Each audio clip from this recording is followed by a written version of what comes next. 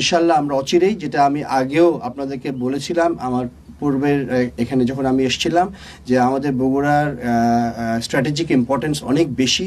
এখানে আমরা চাই একটা অত্যাধুনিক বিমান ঘাঁটি প্রস্তুত করার জন্য, যেখানে আমাদের অত্যাধুনিক জঙ্গি বিমান আসবে অবশ্যই, এবং এই ব্যাপারেও আমাদের সরকারের অনেক আমাদেরকে সহযোগিতা করছেন। ইনশাল্লাহ আমরা অচিরেই আপনাদেরকে শুভ সংবাদ দিতে পারবো যে আমরা নতুন জঙ্গি বিমান কিনছি, এবং সেই বিমান ইনশাল্লাহ বিমান বাহিনী ঘাঁটি বগুড়াতে আসবে। এটাই হচ্ছে আমার প্রতিজ্ঞা ইনশাল্লাহ। বগুড়াবাসীর কাছে উনি বলে গিয়েছিলেন যে এখানে আন্তর্জাতিক বিমানবন্দর হবে, সেটার লক্ষ্যে আজকে আমাদের এখানে আসা।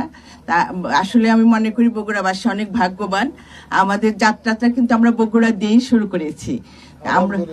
আমরা চাচ্ছি এখানে আন্তর্জাতিক মানের বিমানবন্দর হোক, এবং এই উত্তরাঞ্চলের দিকে কোনো বিমানবন্দর নেই, আন্তর্জাতিক বিমানবন্দর নেই, সেটার জন্য বিশেষ করে বগুড়াটাকে গুরুত্ব দেওয়া হচ্ছে।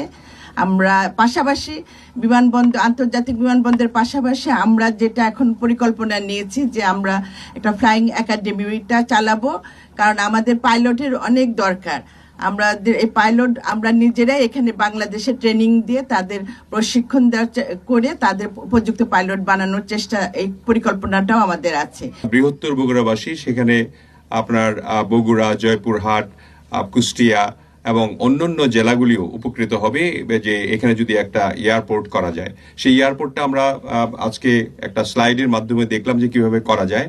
সেটা করলে ইন্টারন্যাশনাল করলে পরে আমাদের যে কাজগুলি করা লাগবে সেই কাজগুলির জন্য আমাদের এলজিআরডি প্রতিমন্ত্রী মহোদয় এবং আমাদের এখানকার যে লোকাল এমপিরা যারা আছেন তারা আমাদেরকে সহযোগিতা করবেন বলে আশ্বস্ত করেছেন। এই জন্য আমরা নিশ্চয়ই তাদের মুখে শুনবো এগুলি।